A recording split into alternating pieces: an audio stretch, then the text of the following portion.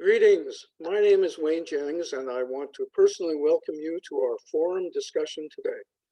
Our speakers will be discussing small business, chronicling the effects of COVID-19. Our Shaker Heights Unitarian congregation organizes these forums for several reasons: as a congregational service to the community, to support personal reflection, social action, and to encourage individual and collective growth for all of us. We appreciate your joining us today. I'd now like to introduce the coordinator for today's forum, Jean Martin. She will introduce the topic and our speakers. Jean? Thanks, Wayne. Welcome, everyone. The pandemic has taken a heavy toll on small businesses across the U.S. Some of Cleveland's most cherished independent businesses, particularly restaurants, have been victims. Many small businesses have fewer funds to fall back on, and they have been badly hit by our nation's crisis. What are the factors that make running a small business so hard? Who are the survivors? Before I introduce our guests, I have a few housekeeping notes. We'll start with the Q&A session around 10 o'clock. Go ahead and put your questions in the Q&A using the button probably at the bottom of your screen, and we'll use your first name unless you click anonymous. Use the chat button only to leave us your email if you're not already receiving email announcements of our weekly forums. Or you can also send your email to our address for forums@uucleveland.org. Also know that the raise hand feature is not something that we use for this webinar. This program is being recorded and will be available in a few days on the YouTube channel of our website, uucleveland.org. The YouTube icon is at the top right corner of the home page of our website. Today, we have three experts who will help you understand why your part in small business survival is so important. Veteran journalist Bob Rosenbaum is principal of The Market Farm, a strategic communications firm that helps nonprofits and smaller businesses create and engage their own audiences. He is also project chair of the nonprofit Heights Observer. Katie Van Dyke has worked for the past 14 years in the entrepreneurial world. For 7 years, she has been the director of the CSU Small Business Development Center, and previously was an entrepreneur advisor, providing assistance, training, and advising to local businesses and aspiring entrepreneurs. Melissa Hirsch is the founder and owner of Unbar Café in Shaker Heights on Larchmere Boulevard. It's just west of Northmoreland, on the north side of Larchmere. To much fanfare, she opened it in January of 2020, just in time to face the pandemic. By day, she is director of IT strategic planning and business management for the Cleveland Metropolitan School District. It's my pleasure to turn this over to our guests. Bob? Thank you, Jean and Wayne. It's a pleasure to be here. I appreciate the invitation to join you today. I'm going to start my presentation. Let's see how quick my Zoom skills are.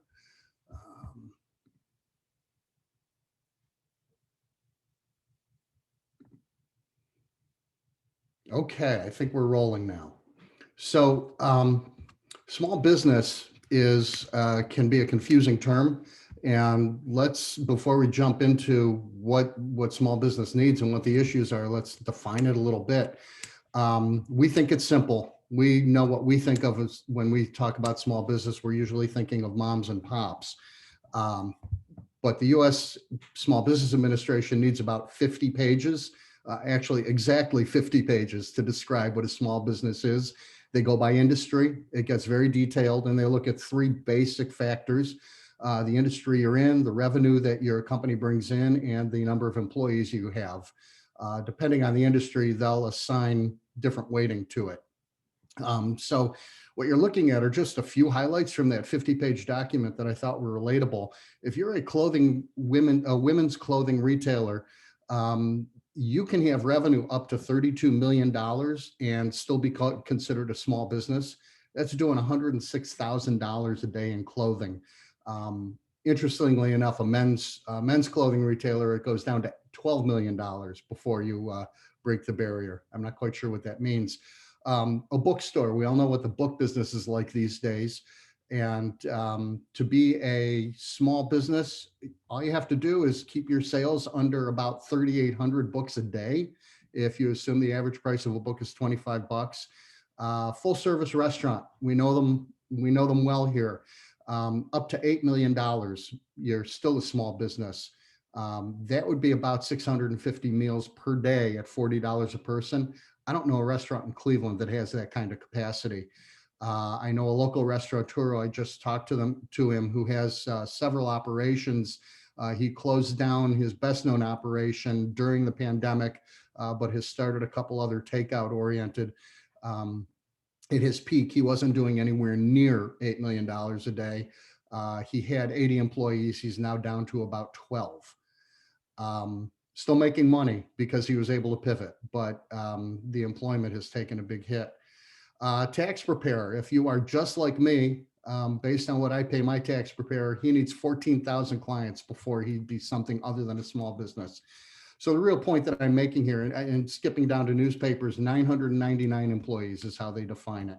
I'm not aware that there's a newspaper in the state of Ohio that has more than that. So even the Plain Dealer, the Columbus Dispatch, and the Cincinnati Enquirer would be considered small businesses according to the SBA.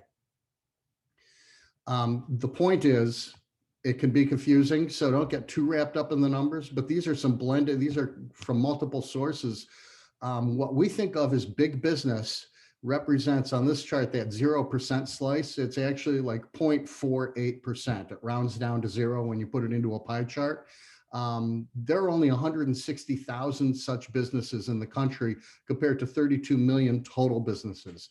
When we talk about 20 to 500 employees, there are about 650,000 businesses at that size. And as we just saw on the screen before, some of those would be considered big businesses by the government and some would be considered small businesses.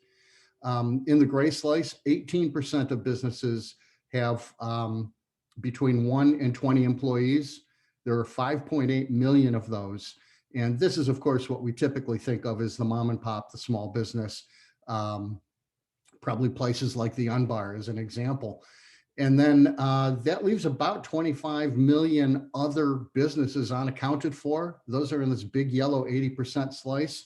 And those are what the government refers to as non-employee businesses. Those are sole proprietors, people like myself who run their own business. It could be gig workers, the Uber drivers and the DoorDash drivers, et cetera. So when we talk about small business, even though we have trouble defining it, it represents at least 98% of all businesses in the United States. So it should be a large force. But at the same time, let's take a quick look at how some of those breakdowns mean. If you look at the orange, gray, and yellow slices together, that is 80% of all businesses.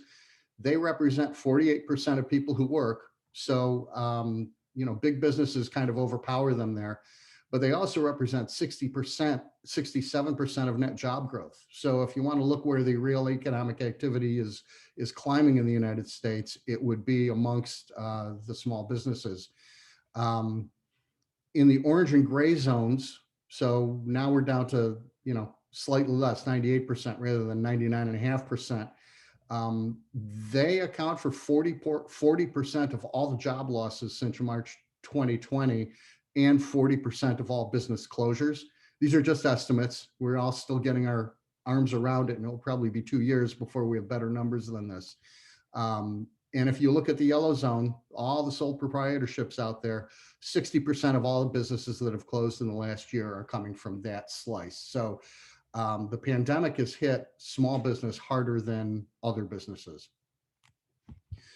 Talk a little bit about why times were difficult for small business before the pandemic even began. These are not necessarily in any order, but one of the big ones is a lack of representation in policymaking.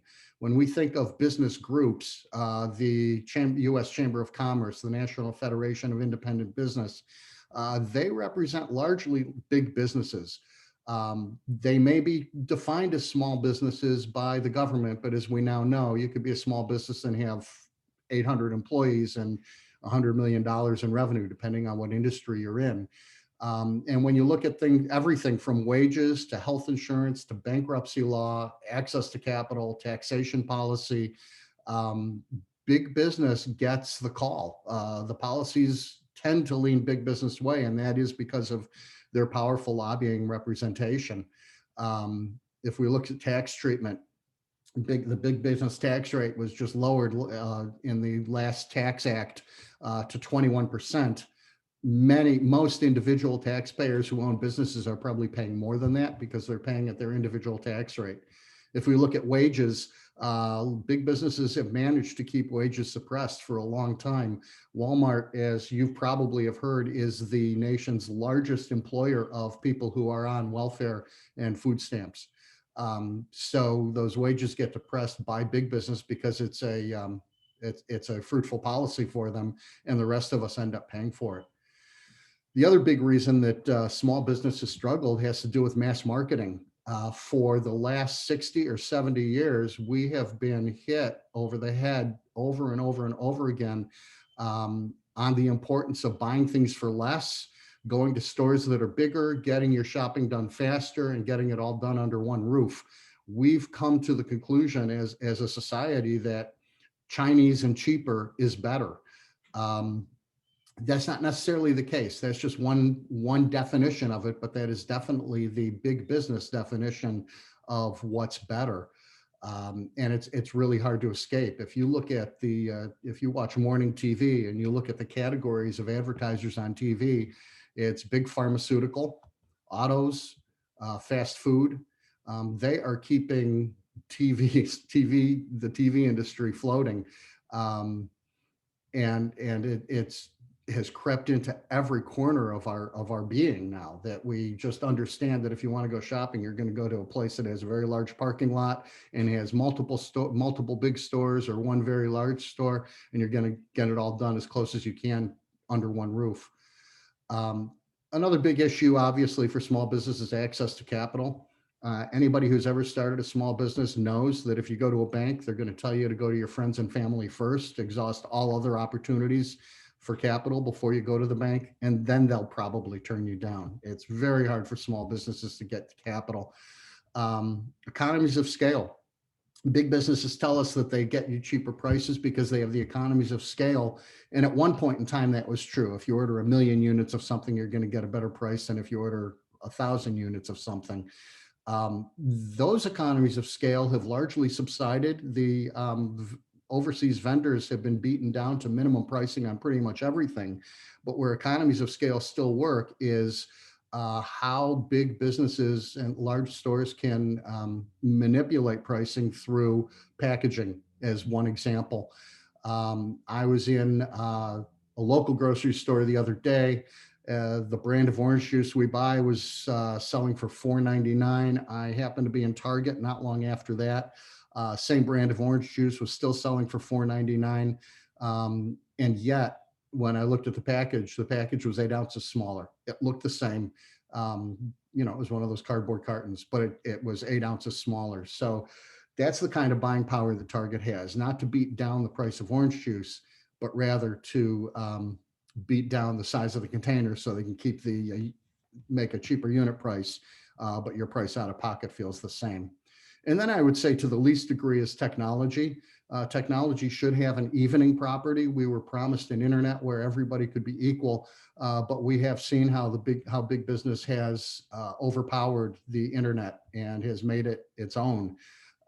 So even there has been an ongoing and unfair advantage for big business. And then COVID comes along. And these are the 5 big reasons that it has made things worse for small business than big business. I noted in a column earlier this year, and I think it's one of the reasons why I'm on this panel, that Walmart and Target and Lowe's all have had record-setting years. Target is making over $1 million a day more in profit from simply the incremental sales that it's had since the pandemic began, things like toilet paper, laundry detergent, disinfectants, et cetera. So they're doing just fine.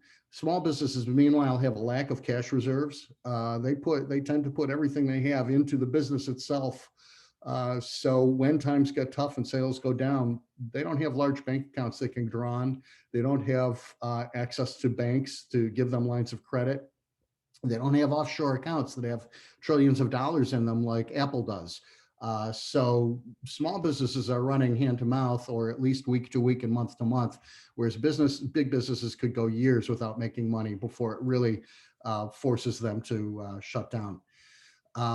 Small businesses can't scale down quickly. They're already scaled down. That's what makes them what they are. Big businesses can lay off 20, 30,000 people. And as consumers, we may not even notice the difference unless we try to call customer support.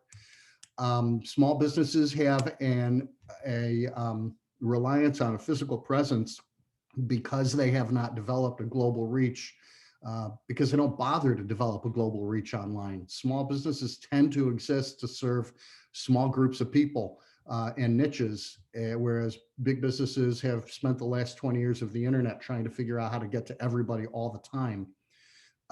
We've talked about lending, and then finally limited response for government. The PPP program came along to keep small businesses open during this crisis. And what's the very first thing we heard? A bunch of big businesses got in line in front of them and managed to get that PPP money.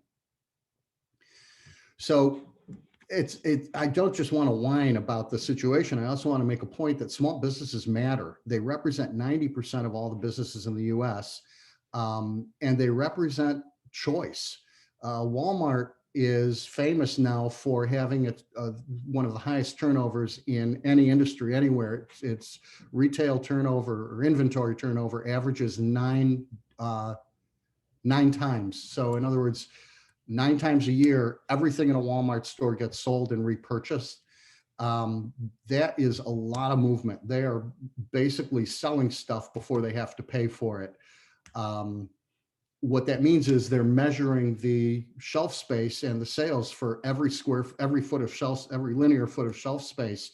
When those sales go down, they change products to something that will sell more. So our choice gets limited by the big stores to only the things that they know they can sell quickly and in high quantities. It's the smaller stores that tend to provide niches. In politics, big business interests are largely uniform. They all want lower wages. They all want eased environmental regulations, et cetera. Small businesses tend to represent the population where they come from. Environment, big businesses have big global impact. Apple is wearing out the Earth's inventory of raw rare earth metals. It takes a big business to strip mine, and it takes a big business to collect metals that can only be found in small amounts, to the degree that it takes to put together millions and millions of iPhones and computers every year. That's just one example. And then there's the impact on communities.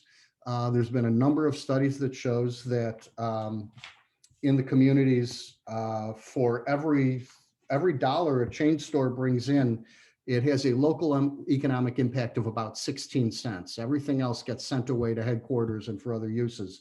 A local independent store is going to have twice that amount of local impact. They tend to source more locally, hire more locally, and they tend to spend their money more locally. And finally, there's the issue of responsiveness. If you work with a small business, they tend to want to give you what you want and need. The bigger businesses tend to want to give you what they have and what they're set up to sell already. So brings me to my last point. What can you do to support small business? I always have trouble with the word support because it means that we have to rally around the flag and give them our money once a day. It's like a cash mob kind of a mentality. I think about small business on a daily basis, and I think of my wallet as a voting booth. Every dollar I spend is a vote for the kind of business that I want to be able to use in the future. So I don't look at small business as the place to go when I'm shopping for something special. I look at small business as the place to go when I'm shopping for anything. I try to spend as much of whatever I'm going to spend with small businesses. You can't always do it. You cannot buy a cell phone from a small business. You can't buy a car from a small business. So we have to understand that reality. But If I'm standing at the Dave supermarket and I see tuna fish is 10 cents more expensive than it might be at Walmart, I'm going to pay that extra 10 cents and I'm going to give my business to the local merchant. So that's my say.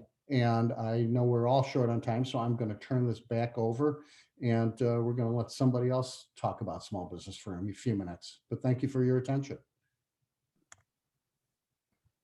Katie, do you want to go ahead?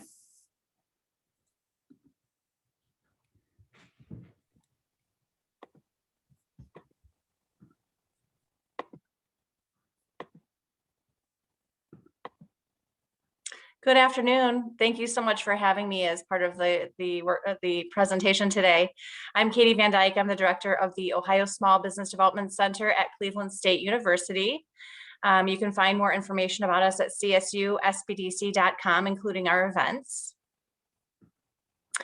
We are funded by the Small Business Administration as well as the Ohio Developmental Services Agency, and we are very happy to be hosted by Cleveland State University's Monte Ahuja College of Business. I'm so happy to be an employee of them and as well as a two-time grad. Because of our funding, we provide free services. The first tier of services we provide are for entrepreneurship exploration and pre-venture support. So these are for people who are exploring whether entrepreneurship might be right for them. Should they start a small business? We've had quite a different group of people coming in. Some people have retired and decide maybe they want to go off on their own. And then we have a lot of young people as well that we work with through different universities, right out of university, right out of maybe a corporate job. But things that we provide are workshops on market research feasibility. We also go through regulatory steps to start a business in Ohio. We very much work hand in hand with Secretary of State of Ohio.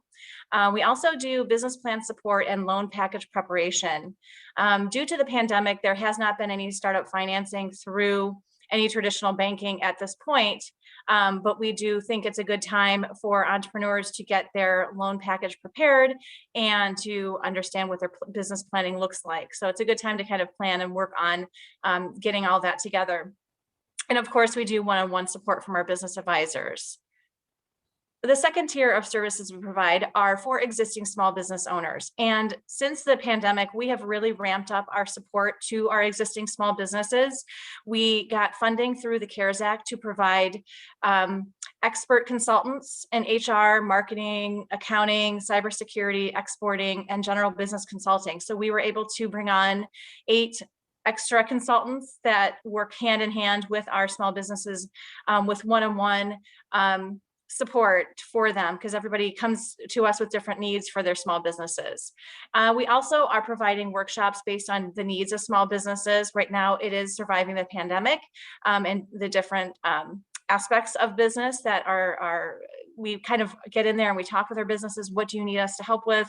What can we support you with? So we are able to get our experts to design a curriculum around the business needs. We serve about 250 clients a year in Northeast Ohio, and we are one of almost 30 SBDCs in Ohio.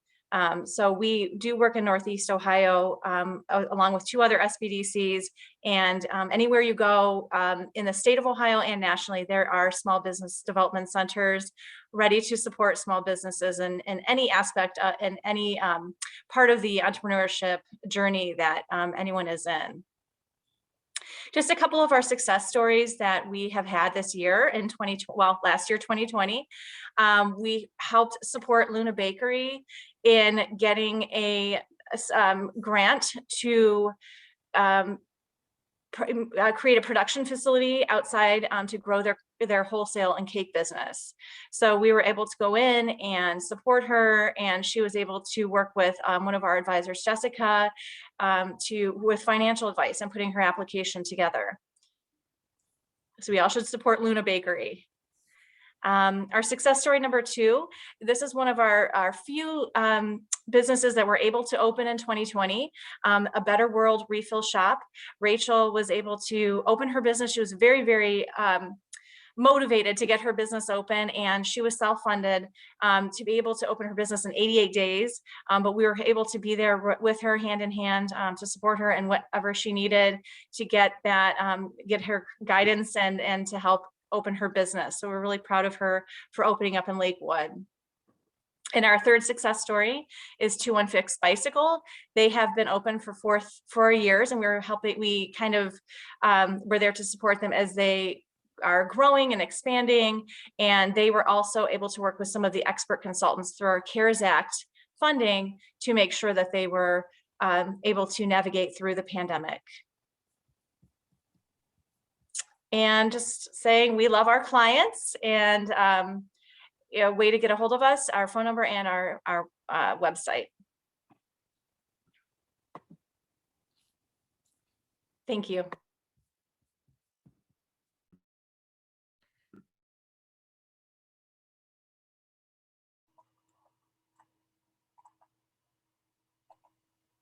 Melissa?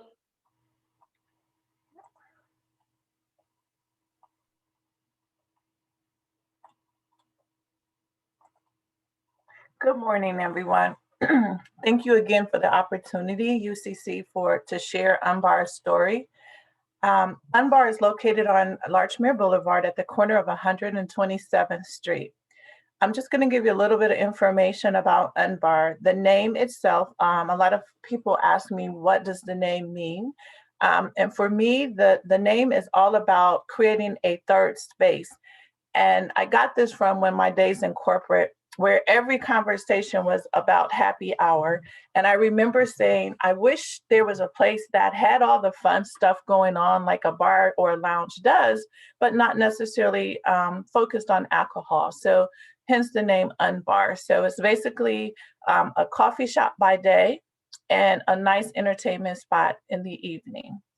The vision of Unbar is to be a model hybrid business for socialization and entertainment in a very healthy and connective way.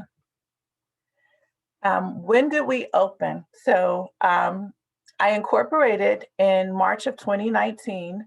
I spent all of 2019 investing, building out the store, getting it ready to open. My grand opening was January 20th. On March 15th of 2020, the pandemic hit, and we got the governor's order to shut down and figure out what we were going to do. So that's the beginning of my great story and my vision. However, Unbar was able to weather the storm because we did our pivot. We did close, but I want to share with you the way Unbar is situated. So we have this cafe dining and workspace here. We have an intimate conversation space for people. And then we have a private meeting room and a place where we kind of create an overflow. So the place where I got the biggest hit was the private meeting room, because of course with COVID, people didn't, we weren't able to gather. The intimate fireplace space, I was still able to bring in people because there was enough space to socially distance. And then the cafe, I just kind of, moved seats out. And so from March until June, it was really scary because, we had to limit our capacity. But when the summer months came and I have outside space, I was able to expand a little bit. So I started to pick up some revenue. A little bit more about Unbar, great food. So I was able to pivot to takeout. So I'd always had, I had a small menu when I started, but because of the pandemic, it forced me to rethink my menu, because takeout was kind of my ability to survive and create revenue. So we have smoothies. I found a lot of people, because during the pandemic, people kind of switched their mind to healthy living. So there was a lot of people buying smoothies and quick food and coffees and teas. And I extended my menu to include panini sandwiches and salads, because there were still some people working and needing takeout. And then of course, there were just people who told me, I am supporting you because I want you here. And then I noticed, so in my reflection period, I realized that I was surrounded by a large vegan community. So I began to look at my menu from that perspective. So it was really a pivot in a moment for us. We even started selling alkaline water, so it was like we had to come up with programs. We had to come up with ideas. So this is my point. March 20th, so I had only been in business barely 60 days. So we just had to use all of our toolkit. And so this is something else that we offer is alkaline water, because we begin to talk about being healthy, and because that's where everyone's mindset was. That was my vision to begin with in terms of wanting to offer the community something that was good for them. But it just became, a total emphasis post-pandemic, well, during the pandemic. 2020 in retrospective. So as both Bob and Katie talked about, I put it in, these simple terms. In 2020, I was a novice. I was a novice at being a cafe owner. My background is in corporate America, consumer product goods. So I understood how to market. I understood how to establish my business, but I was a novice at that point. It was an unpredictable environment. You just had to watch the news every day. You had to watch the numbers. So as a small business owner who didn't have all the resources to lean on, it was everyday planning. So it was planning in the day. The other word that I came up with was restraint. And it was the restraint from being fearful, because in the wake of trying to save your business, you really have to keep a positive mindset and look for resources. And there weren't a lot of resources. There weren't, because even the people who love me, my family, my friends, they were all like, you kind of opened at the worst possible time. So I had to restrain from the fear of losing everything. And I had to stay hopeful, during this pessimistic outlook. And then, of course, resiliency was my top skill set, because I had to hold on to the original vision of Unbar and remind myself why I started the business in the first place. And what I will tell you at the end of all of that, and it's not over, was the accelerated learning. So while I had only been open for 60 days and the pandemic ran through the majority of my business cycle, I had to learn to pivot. I had to learn to create new products. I had to listen to my customers. I had to look for capital. I had to understand how things work in the SBA environment. So I had to accelerate my learning in 9 months, with some businesses had never even faced some of the scenarios that I had to face in 2020. And when I tell you that, I was listening to you, Bob, and I was thinking to myself, yeah, like there's so many things that a small business owner has to understand, because we don't have, the different departments that are running and focusing on these elements. But for me, I created my kind of map of success factors. So the very first thing is foot traffic, right? So we need foot traffic. And that's what Bob was talking about. Vote with your wallet. Patronize us when you can, because it's the foot traffic that costs the most money in terms of trying to advertise and trying to use any other modality. We have social media, but my most important driver to foot traffic is really word of mouth. It's word of mouth. And because I can't use the capital that I have gleaned to do big marketing campaigns, I am very dependent on using very creative ideas to create foot traffic. So I do partnerships, I do pop-ups, I try to create consignment relationships between other entrepreneurs who need space. Then of course there's operations, right? So if, I actually have 11 full-time employees, part-time employees and 1 full-time employee, but just the cost of payroll and taxes and all of that, and just making sure that I have someone that's helping me run day to day, because I understand the importance of giving our customers what they need, not what we want them to have. So operations is another, drain on capital and a drain on resources.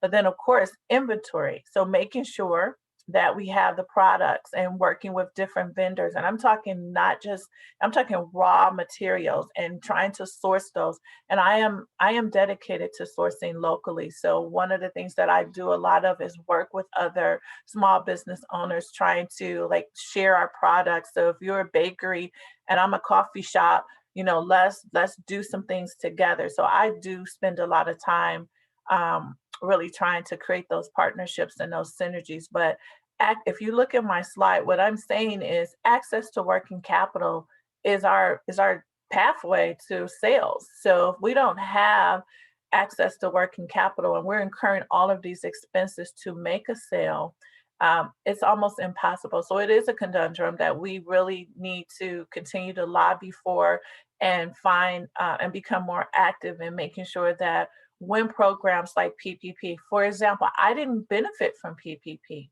because there was always some little stipulation that would knock my business out of the qualification period. So I have not been able to benefit from PPP. And I know a lot of people that go, really, you didn't get PPP? I'm like, no, because it had a clause in there that talked about having to lose 25% of your sales. Well, if I incorporated in 2019, I spent all of 2019 investing. I opened in 20. If I go from 19 to 20, if I made $1 in 2020, I am not qualified. So it's those kinds of little small clauses that knock small businesses, healthy small businesses, because I didn't go into my business with debt. I've self-funded my business. And now all of my reserves and my capital is in the business, and I can't get a loan. I can get a loan, but it's at prices you wouldn't believe. So it is something that I would say I'm very grateful because my community embraced me and they kept coming to me and they spend their dollars, and I am breaking even in terms of I'm able to cover my operating costs, but there's no profit, and there won't be a profit for a while for me. But I am still in business. 2021 and beyond, I'm still very optimistic. I'm working on increasing my profitability, and that's going to come from just increasing my foot traffic and finding better ideas around expense management. And I intend to be a favorite local spot in the Larchmere and Shaker area. So share with your friends, come support us. We're open 7 days a week. That was one of my changes from the pandemic. We're 7 days a week, 7:30 a.m. to 8 o'clock p.m. Monday through Friday, 8 o'clock to 8 p.m. on Saturday, and 10 to 6 p.m. on Sunday. Thank you.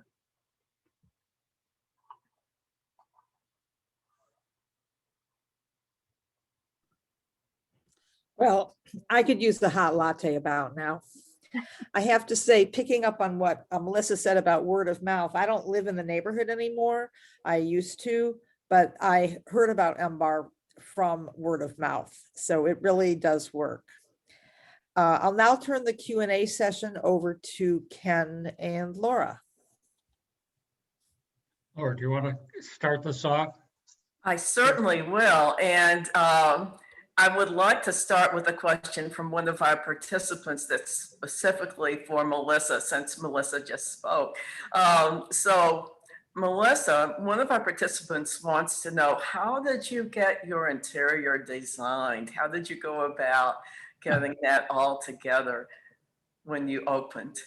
It's me. It was all me. I am an undercover interior decorator. I think in my previous life, I was Martha Stewart. So it was all me. I wanted to create a vibe that people would come in and it wouldn't feel like they were away from home. Well, there's another question that I think is a good pivot, since Melissa, you were talking about pivoting from what you were just talking about. It was quite inspiring to hear you talk about innovations that you had to come up with during the pandemic, right after you opened. And so I'm imagining that there have been many, many learning curves for small businesses. One of our participants asked, should small businesses get more into online ordering? And I'm imagining that a lot of that has occurred in small business world. So the question in the general way would be, what sort of innovations, including online ordering, have small businesses been able to learn during the pandemic? Well, it goes back to what Bob said earlier. It's really listening to the customers and understanding what the customers want and pivoting accordingly. So, but also I have a purpose. So my purpose is connectivity, right? So I want people to connect on a social and emotional basis. So I think my business weathered the storm because people supported my purpose. I would not fare well in an online business scenario, although I have a store. So I have an internal store that I am planning to put online because I have a lot of inspirational elements, if you will, products that I would sell that would connect people to Unbar. But I think my time is now because in a post-pandemic world, people want to be connected, and that's the environment that I'm creating. If the tide should change, then I would have to rethink that and pivot. But what I really did was pivot enough to survive until my purpose was relevant again. And I think my purpose is becoming more relevant post-pandemic. Very interesting. And I'm just wondering what Bob and Katie would have to say about businesses that you're familiar with. What sort of innovations have come about because of the pandemic for small business community? Well, Laura, I'm quickly answer what kind of piggybacking on what Melissa said. It's how do you get to your customers since they can't get to you? A lot of my clients, I've been so impressed with how innovative my clients have been with getting online quickly, and we are able to help with that. We have experts that can help with that, but getting online and also getting packaging up their goods and services in a way that looks a little bit different and looks a little bit more innovative with the use of technology to make it easier for their clients and their customers to get to them, whether it be a drive-by, a pickup, a different way to package the products and get them out, mailing. It's just been really, I think that, entrepreneurs are known to be innovative and creative, and it's really come out with this pandemic. It's really been that's a positive thing I've seen, is that a lot of my small businesses have been flexible and able to pivot very, very much easier than a bigger business. So it's been a good thing. It's been very interesting to watch.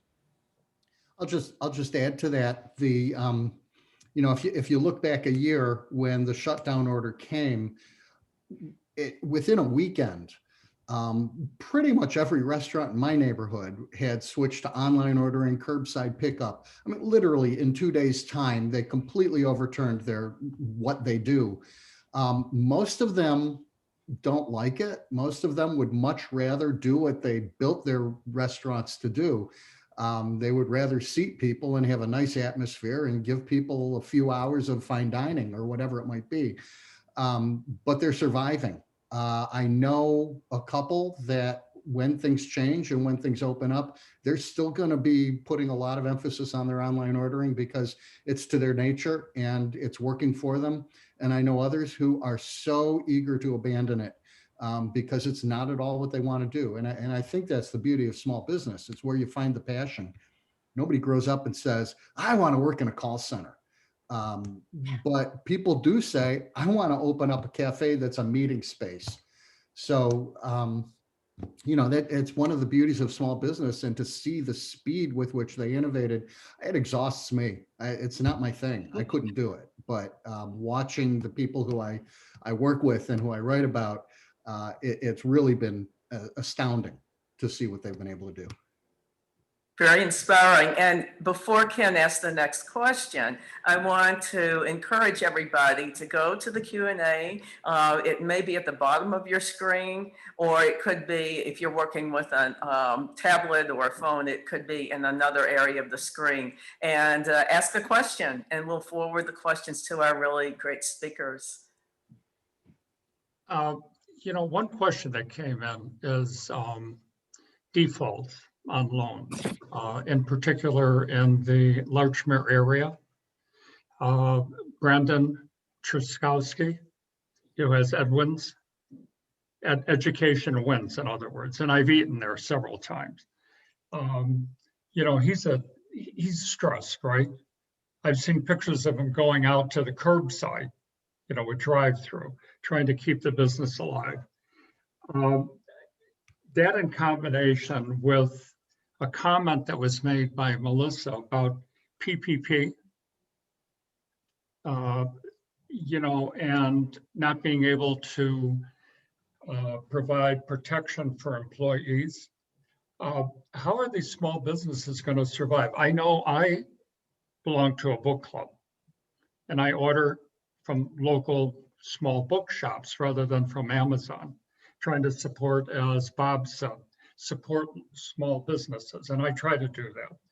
But any of our guests, if you can comment on if there are all these restrictions on government help, and Congress is saying, well, there's all this money that no one's used, where you have all these restrictions, as Melissa pointed out, where do we go from here to help small business?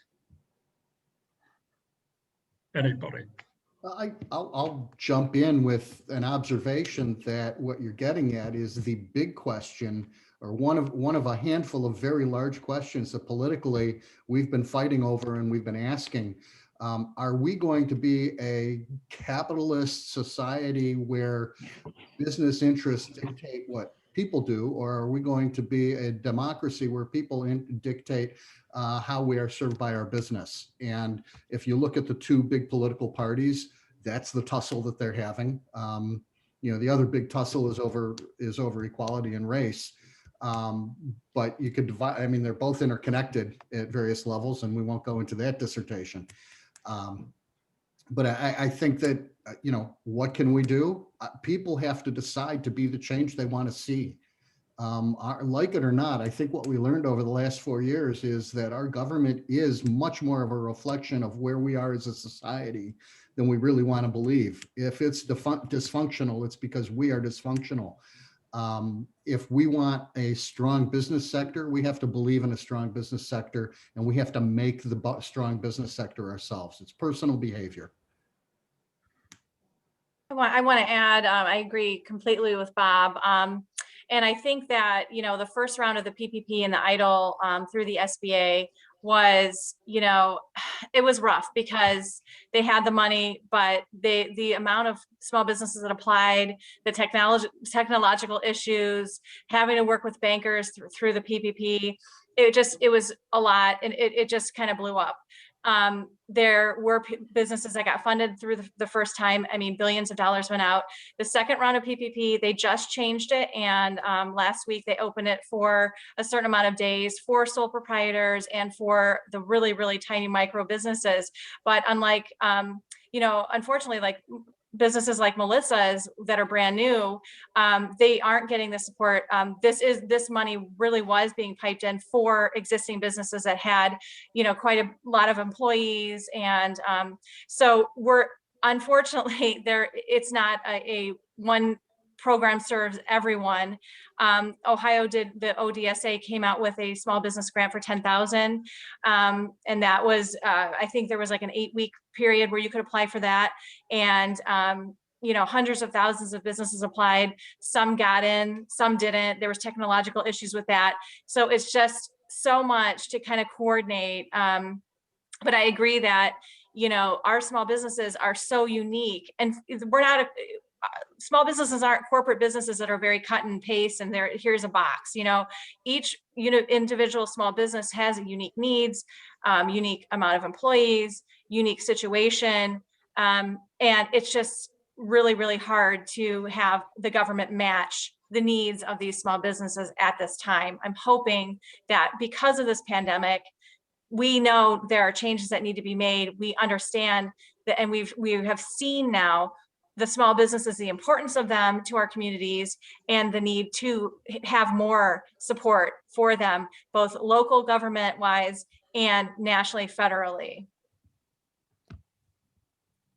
Jim has asked, how many local restaurants in the greater Cleveland area have closed, if anybody knows that statistic? And how many do you imagine will be able to reopen as we transition out of COVID-19? I'm not aware that anybody really knows. I have seen local media have tried to tally the restaurant closures, and what they do is they provide lists, but I haven't seen a big tally. I just heard in a report the other day, across the country, 11,000 restaurants have closed permanently in the past year. I don't know the source of that information, and I'm not aware that there's any real good number for our area. Another question, and this is sort of a two-part question. It has to do with large business and small business, how they relate to each other, and distinctions between them in terms of investment. So an overarching question is, you know, if a lot of small businesses stop functioning or have to lower the way they function, will that eventually impact the large businesses because the small businesses aren't ordering as many supplies? Another question is, in terms of investment, we know that the stock market did very well in 2020. Is there a way that small businesses can be more open to investment? Is there a way we can help small businesses by investing in them, perhaps purchasing stocks in small businesses? I will share that Unbar, we used a company called Honeycomb Credit at the beginning of last year. Yeah, it was last year.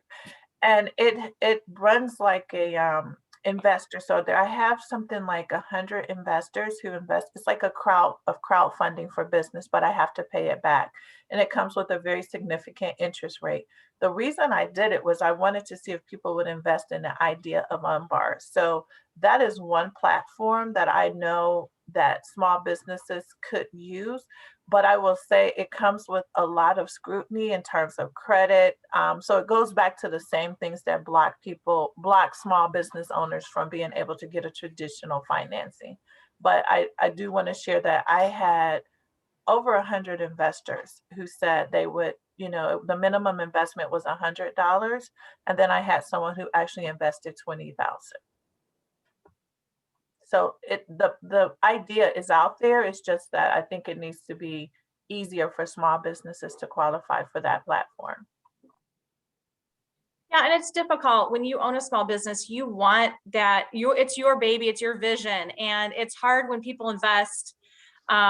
Sometimes people that invest want to take part ownership, and a lot of our small businesses, they just want to do their own thing, and they just have that vision, and they don't want that vision muddied or filtered down because of the possible investors. So I really think Honeycomb Credit is definitely a great platform. I'm so glad that Melissa was successful in that.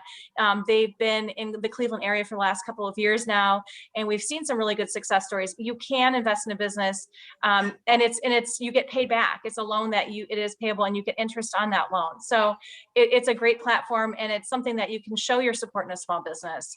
Unfortunately, yes, the big companies are going to suffer if small businesses start closing. And we're also going to find the unemployment rates are going to go up too, because small businesses employ more people than big businesses do. So small businesses affect us and our nation in so many different ways.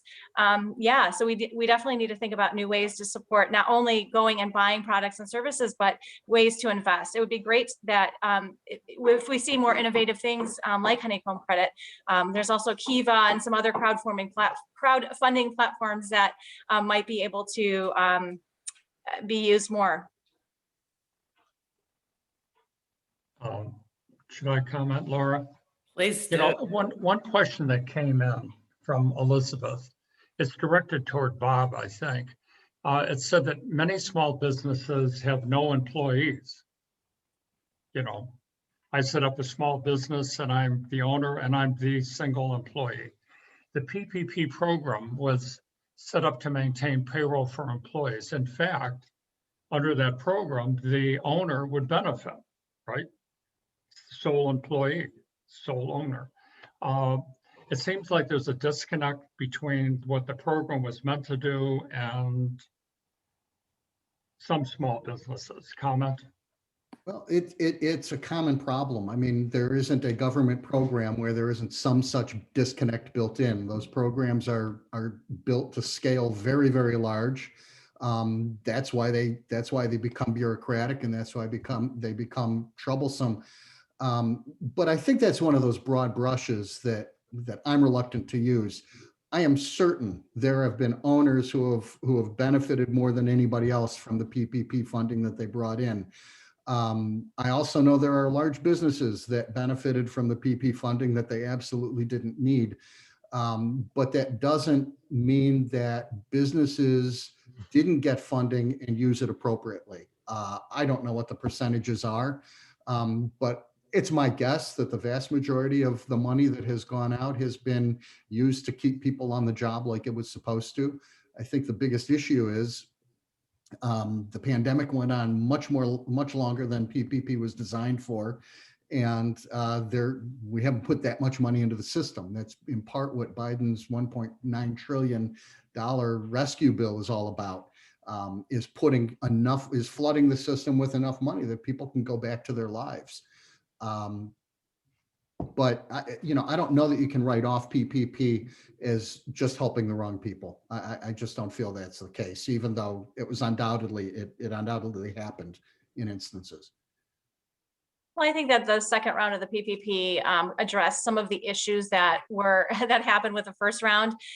And we did hear about some big box businesses getting the PPP. A lot of them had to pay it back. And there are going to be audit systems in place for the EIDL and the PPP. So, they had to get the money out as quickly as possible. Applications were a lot easier than they probably should have been, but that was to try to make it easy to get that money out there. That's why revisions to the second round of PPP came to place. And like I said, auditing now in the next couple of years will be there to make sure that the money went to the correct recipients. And if not, then I am not going to be surprised if they have to pay it back. Are there feedback loops, Katie or Bob, for organizations that support the distribution of those funds? Because it would seem to me that if the agencies that are responsible for helping disperse those funds could give feedback to the government in terms of what business types or models or profiles are being missed. So to your point, the first round was probably not well administered, but the second round was a little bit better. But here I sit at Unbar Café, and even the second round did not help me. So I don't know how to get that feedback to individuals who could make adjustments to that program so that a business like mine could benefit in the way that it was intended. So just curious about that. Other than writing my councilman and my representative and all of that, I'm just wondering if you guys know a place where a small business could actually voice themselves, because I still don't feel relief. If I didn't have a full-time job and had not invested myself, there would be no way this conversation about Unbar being open would be valid. Melissa, I hear your concern, and we as the Small Business Development Center, and like I said, there are 30 in the state of Ohio, but nationally, we are working with a lot of business owners like yourself, and we are voicing those concerns to our directors who are then taking it, to the federal level. I'm hoping, we have, like I said, we're learning as we go from this, and I'm hoping that we have continued roundtable discussions and support. And unfortunately, all we can do is make sure the concerns are heard and hopefully they get to where they need to be. Bob, do you have any suggestions? I don't have any great insights. We've spent a lot of years building the hole that we're in. The pandemic merely exposed all of the issues in a very, very dramatic way. But we're where we are because of the way we've been. It's large scale institutional change that's required. I don't see it on the horizon. I wish I could be more optimistic about it. The fact is, we're driven by big money, and big money goes to make more big money. That's just the physics of money. And, you know, large companies come about because people have huge ideas that require and will make billions of dollars. Small businesses come about because people have passions and they want to make a living. It's two very different beasts. Amy has a question that I believe is a bit related. But first of all, Amy says, bravo, Melissa. And she says, I'm going to visit the Unbar Café. So this question is for Bob, and others may weigh in as well. How can we respond to the conflation of the public interest with the consumer interest? Is government's role to be a balancer of the corporate, consumer, and public interest? Corporate lobbyists have distorted policy outcomes. How can this be countered? Well, it's a huge question, and it's a fair question. A question from Amy. Well, thank you, Amy. Let's solve the problems of the world today. You know, the divide that we talk about in terms of income inequality is the same divide that we see in the business world. You know, in the population, the 1% control 30% of all wealth in the United States. In business, the 1% control 56, the 1% of the largest businesses control 56% of all economic activity. The more money you make, the bigger a voice you have. That's the way we've set it up. We could fix that. I don't know that we have the will to fix that. I think individually, a lot of us do. Politically, that's not the way things are leaning, but there are policy fixes, and the government could decide that it's going to serve individuals rather than businesses. Those policy fixes would, I discussed them in my presentation. Wage policy. I see there's a question in here about raising the minimum wage. I'm all for it. I think anybody who works 40 hours a week ought to be able to keep a household on what they earn from 40 hours a week in the richest country in the world. So, you know, how do we do that? Small business doesn't have a voice. Small business is fractured, just like the 99% of us are fractured. We all have our own interests, and we're all just trying to go about making a living. And we, you know, most people don't feel like we have been put on earth to make a huge impact. We've been put on earth to build good lives and to have a nice impact on the people around us. And those of us who feel that way have trouble being heard sometimes over those who want to make the biggest boom. And what we're really fighting, I see, is it's an issue of scale. The biggest always seems to find a way to take more from the littlest, because the littlest is little because it doesn't care that much. It doesn't want to fight for every last dollar. That's why, I mean, that's why I left the corporate world. I make less than I made in the corporate world, and I'm happier for it. So it's a long-winded and winding answer, and it goes down to the things that keep me up at night, but that's about as much as I think I can say about it, and it still makes sense. Well, speaking of legislation, how about this $1,400 that adults are receiving as we speak? Is that going to help small businesses? Will people spend money at small businesses? I would hope so. I mean, the philosophy of that is, if you give money to poor people, every bit of that money is going to get out on the street in a hurry. If you give money to rich people, they're going to put some of it away. They're going to invest some of it, and, you know, maybe increase employment down the road. So, you know, I think during the strange and unfamiliar times that we're in, putting $1,400 in the hands of everybody has to help small business at some level. You know, Laura, there was a question, and I'm sure that this is important to many small business owners, is raising the hourly wage. You know, there's talk about $15 an hour, and there's been something from Congress saying $11, or, you know, from the Republican side, back and forth. But how would this affect small businesses overall? I mean, if you are forced to meet certain hourly wages with benefits in many cases, I would think, What does that mean? I think, Bob, you talked about being able to live on a wage that allows you to live. And Melissa, you're a business owner, so you know, yeah, small business owner, you see what people are making, which is what they make, and you have a lot of part-time people, as I understand it, right? Right. So, any comments? Yeah, it's the nature of the business. I totally agree with paying people a livable wage, and it would just be another pivot as a business owner and a person of consciousness, right?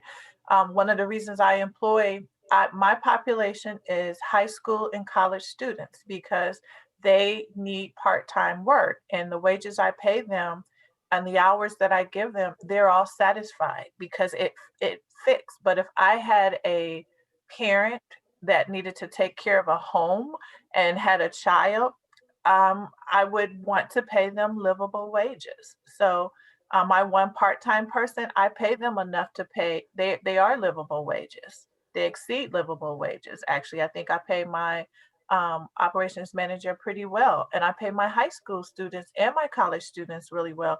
They make great tips. And I also just implemented an incentive program so that I could leverage their innovativeness as being millennials. So basically, if we make a certain amount of money over the required operating costs, they get a percentage of that on top of their tips. And that's because they're wizards at social media. So now they're starting to make posts and create, fanfare. They came up with this movie and a meal concept. So I mean, those are ideas that I would have to pay for. So it's about being innovative as a business owner. So I'm leveraging the talent I have, but I absolutely have no issue. I wouldn't want someone working for me and I wasn't paying them a livable wage. I wouldn't do it. I know it would be a strain, but we'd have to figure it out. So if I had to vote today for it, I would. Understanding the impact, I would. One of our attendees is asking, have minority small businesses been affected more or less by the pandemic? So being a double minority, probably triple, because I'm over 40, I'm a woman, and I'm Black. I would say that that always is a conversation that I don't know how to have it because I think that people affected are people that are not prepared, whether you're a minority or non-minority. So I personally have a perspective around being a business owner has the same elements. You have to understand how to run a business and you have to set yourself up for success. So if minorities are at a disadvantage for having that knowledge, then I would say yes. But I would also say that it comes more to understanding how to run a business. So all the services that Katie provides, other organizations like that, those are the organizations that have to get us all thinking crisply about how to run a business. So I would say as a minority 3 times over, I don't feel impacted because of that. I feel impacted because of the economy. I feel impacted because of the things Bob talks about the institutionalism and the attitudes and the actual consciousness of people. That's what affects any business. It doesn't have to be a minority business. Thank you. Anyone else want to respond to that? And then I think Kim will have the last question. We're drawing to a close here. I'll just quickly throw out that over the past several years, I think we've come to recognize that there isn't anything that happens that doesn't seem to affect minorities worse. And I'll just leave it at that. And I'll just say that, we, like Melissa said, we're here to, there's a lot of SBDCs around. We have free services. We don't have a lot of money to market because we have federal and state funding, but we're here to help provide the education and support to any business, but specifically the minority businesses. We have a lot of programs in place. There's also an SBDC at the Urban League on Prospect in Cleveland, and we all work together in collaboration to support our minority-owned businesses because we know that they are at a disadvantage compared to non-minority businesses. So that is part of our very serious and important work at the SBDC. Okay, There is, I think, an overriding question, and all three of you, I'm sure this applies. One of our committee members is a physician, and he says, how do you deal with anxiety? Because all of you support or own small businesses. And at this time with the virus, I mean, there's a lot of anxiety. Customers come, they know the staff's gone, customers don't come back. How, any of you, how do you deal with anxiety personally? That's a really or- good question. Because Ken, thank you for bringing that up, or thank you for the person that asking that. When I first started, I was taking home so many of my clients' anxiety. How are they going to do this? These are their goals. How are they going to meet them? And it's taken me a while to learn to meditate. Yoga is a huge one for me, meditation, and just talking through the situations with my clients, and it really just listening to them has been a really good help for them. I'm hoping that my clients can call me and they can complain and they can cry and they can, I'm very close with a lot of my clients because we're a smaller center. So for me personally, it's yoga and meditation and getting outside, getting some fresh air, taking a break. But for my clients, it's just them knowing that they can call me and I'm going to take their phone call and listen to them. And I don't judge. I'm there to support them. Laura, you want to talk about yoga? No, I don't want to. Laura teaches yoga, by the way. So I can go next. So anxiety for me is where Unbar really manifests from. So my tagline for Unbar is think better, feel better, be better. It's a play on mind, body, soul alignment. So actually the purpose of Unbar is to help my clients deal with anxiety or overcome it. So I have classes. Everything about Unbar is around improving the way we interact as human beings. So I take all of that and I apply it to myself because it's first to me and then I share it to my community and my customers. And at Unbar, we actually have a class on Tuesday called A Course in Love. And it's all about helping people deal with the anxiety as a result of the pandemic. I have another class on Wednesdays. These are free classes to my customers. All you got to do is buy a cup of coffee, a smoothie or something, and you're in the class. On Wednesdays, we have a class called Spiritual Growth Circle. And it's really a place where people just come and talk about the things that are bothering them. So part of my way of dealing with anxiety, aside from some of my personal practices like meditation, journaling, I just share back, and it's part of my purpose and passion, and really the foundation of Unbar itself. I'm living through my fourth media recession. In April, May, and June of last year, revenue for the Heights Observer, which is a true nonprofit, revenue was down 50%, which is huge. And we were looking at if we could sustain publishing on a month-to-month basis. We've managed to do that. Revenue is climbing back slowly. But what I've learned in a recession is you work twice as hard, you make half as much, and don't panic. There's no point in panicking. Everybody's in the same boat. And it's taken me 4 recessions to figure it out. The third recession, I lost my job. So, sometimes it doesn't work out for the best, but we'll get through it. That and liquor. thank you for your comments.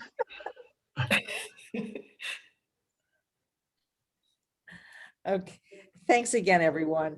We're so glad you could join us today. The message is clear. Patronize small businesses if you want to continue the unique options that they offer. Amazon is not the answer. We invite you to attend next week's forum entitled Telemedicine and Healthcare Technology. Am I satisfied? Our speakers will be David Lopez, MD, President and CEO, Psychiatry Networks, in conversation with Mark Rood, Family Medicine Specialist, Cleveland Clinic. You are welcome to attend our Zoom Sunday service, which starts at 11. Today's theme is You Are Loved, and it will include music, storytelling, and other worship elements. To get to our service, click the green panel on the website uucleveland.org and then click the video tab. Thanks again for joining us. Wayne, do you have anything to add? No, I think not. I'm going to end the webinar and let people go ahead to the service. Thank you all. Very informative and wonderful presentations. Thank you again. Thanks for having us. Thanks for coming, everyone. Thank Next you. week. How many people on there?